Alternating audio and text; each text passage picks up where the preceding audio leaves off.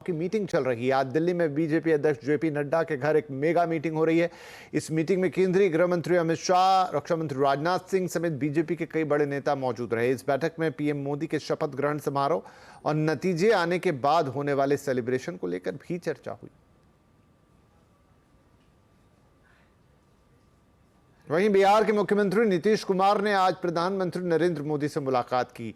दोनों नेताओं की मुलाकात पीएम आवास 7 लोक कल्याण मार्ग पर हुई। दोनों नेताओं ने करीब आधे घंटे तक बातचीत की। अब नीतीश कुमार अमित शाह से भी मुलाकात करेंगे। लोकसभा चुनाव के नतीजों से पहले नीतीश कुमार का दिल्ली दौरा राजनीतिक लिहाज से काफी अहम है। माना जा रहा है कि बिहार में बदलते राजनीतिक हालातों को लेकर दोनों नेताओं के बीच चर्चा हुई। चुनावी नतीजों से पहले एग्जिट पोल पर कांग्रेस की पूर्व अध्यक्ष सोनिया गांधी का भी बयान सामने आया है। सोनिया गांधी ने कहा है कि अभी नतीजों का इंतजार करना चाहिए।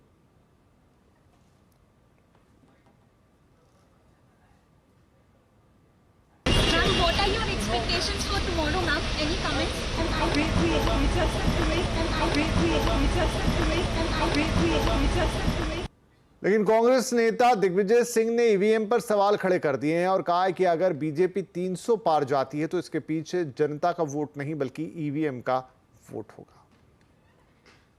जनता का वोट अगर पड़ा है तो इनको बहुमत नहीं मिल रहा है और जो कांग्रेस पार्टी ने 295 का फिगर दिया है वो सही है। और उसके बाद यदि 300 पार तो वो जनता का वोट नहीं है, वो ईवीएम मशीन का वोट है। लोकसभा चुनाव के नतीजों से एक दिन पहले इलेक्शन कमीशन ने भी प्रेस कॉन्फ्रेंस की। इस दौरान मुख्य चुनाव आयुक्त राजीव कुमार ने लोकसभा चुनाव को ऐतिहासिक बताया। सक्रिय भागीदारी के लिए महिला वोटर्स के लिए उन्होंने तारीफ की। सोशल मीडिया ट्रोलिंग को लेकर राजीव कुमार ने कहा कि हमें लापता जेंटलमैन कहा गया, लेकिन इसी दौरान देश में वोटिंग का वर्ल्ड रिकॉर्ड बन गया। ये हमारे लोकतंत्र की ताकत है। We have created a world record of 642 million proud Indian voters. On social media now you will see various memes with the taglines that perhaps Lapata gentlemen are back. So we were never out, we were always here. We chose to interact with you through our press notes. This was first time that we have issued close to 100 press notes which has never been done ever. इधर दिल्ली में counting के लिए चुनाव आयोग ने तैयारियां पूरी कर ली है। सातों काउंटिंग सेंटर्स पर कल सुबह 8 बजे से वोटों की गिनती शुरू होगी। संवाददाता असीम मनचंदा बता रहे हैं पूरा डिटेल।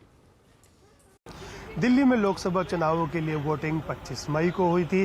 दिल्ली के 7 लोकसभा सीटों के ऊपर इस बार हमें 58% से ज़्यादा का मतदान देखने को मिला।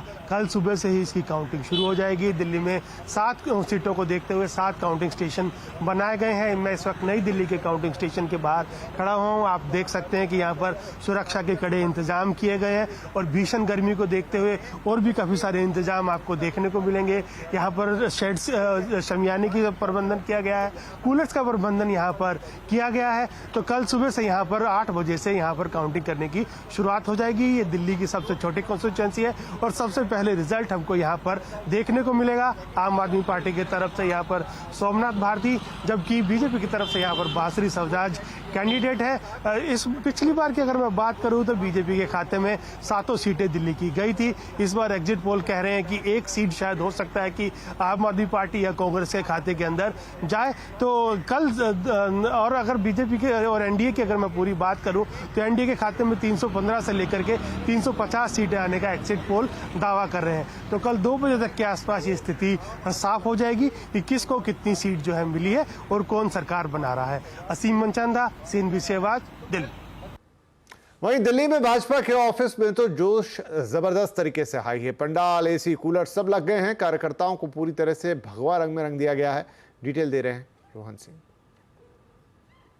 नतीजों से पहले भारतीय जनता पार्टी तैयार है जश्न की तैयारी के लिए, क्योंकि जो तमाम एग्जिट पोल हैं उनके मुताबिक भाजपा प्रचंड बहुमत की तरफ बढ़ रही है और इसी का असर आप देखने को मिल रहे हैं। तैयारी अभी से पूरी हो चुकी है। भाजपा कार्यालय पे आप देख सकते हैं एक भव्य पंडाल बनाया गया है। यहाँ पे मीडिया के लिए, कार्यकर्ताओं के लिए तमाम तरह की व्यवस्था की जाएगी। अंदर जो है जब रिजल्ट आ रहे होंगे उसके लिए बड़े स्क्रीन्स लगाए जा रहे हैं जहाँ पे लोग जो है नतीजों को देख सकेंगे। इसके अलावा मीडिया के लिए अलग अलग केबिन यहाँ पे तैयार किए गए हैं और कल चूंकि गर्मी बहुत ज़्यादा होने वाली है, तो गर्मी से लोगों को बचाने के लिए, कार्यकर्ताओं को बचाने के लिए एसी यहाँ पर ऑर्डर किए गए हैं, कई सारे जो यहाँ पे कल लगाए जाएंगे। पंडाल तो हैं ही, पानी की पूरी व्यवस्था यहाँ पे की जा रही है। इसके अलावा जश्न के लिए फूल मालाओं का बहुत ज़्यादा ऑर्डर किया गया है, जो कल सुबह तक यहाँ पे आएंगे। लड्डुओं की व्यवस्था पूरी यहाँ पे की जाएगी। तमाम एग्जिट पोल बता रहे हैं भाजपा जो है जीत की तरफ, बहुत ही कंफर्टेबल जीत की तरफ यहाँ पे जो है उनको प्रेरित किया गया है। और इसी के लिए जो कार्यकर्ता हैं उनमें काफ़ी ज़्यादा उत्साह है। और जैसा हर बार होता है, जीत के बाद प्रधानमंत्री नरेंद्र मोदी भाजपा कार्यालय आते हैं शाम के लगभग। इस बार जो सूत्र में बता रहे हैं कि रोड शो का भी प्रोग्राम है, हालांकि ये कंफर्मेशन नहीं है, लेकिन रोड शो भी कर सकते हैं प्रधानमंत्री नरेंद्र मोदी। और उसके लिए तमाम जो व्यवस्था है वो की जा रही है। प्रधानमंत्री के स्वागत के लिए तैयारियां की जा रही है। फूल मालाएं जो है वो यहाँ से पूरे कार्यालय को सजाया जाएगा, इसकी व्यवस्था की जा रही है। भारी मात्रा में जो लड्डू है, मिठाइयां हैं, उनके ऑर्डर किए गए हैं। कुल मिला के कल सुबह से ही यहाँ जश्न का माहौल हो जाएगा। और जैसे जैसे रिजल्ट आते रहेंगे वैसे वैसे यहाँ पे कार्यकर्ताओं का जो आना है, नेताओं का जो आना है, वो जो है तेज हो जाएगा। इस बात की पूरी तैयारियां की जा चुकी है। कुल मिला के बात यह है कि भारतीय जनता पार्टी अपनी जीत को लेकर आश्वस्त है और इसी का असर आपको दिख रहा होगा कि यहाँ पर तैयारियां पूरी हो चुकी हैं, पंडाल सजने शुरू हो गए हैं और कल यहाँ पे जश्न की तैयारियां पूरी हो चुकी हैं। कैमरामैन वरुण के साथ रोहन सिंह, दिल्ली।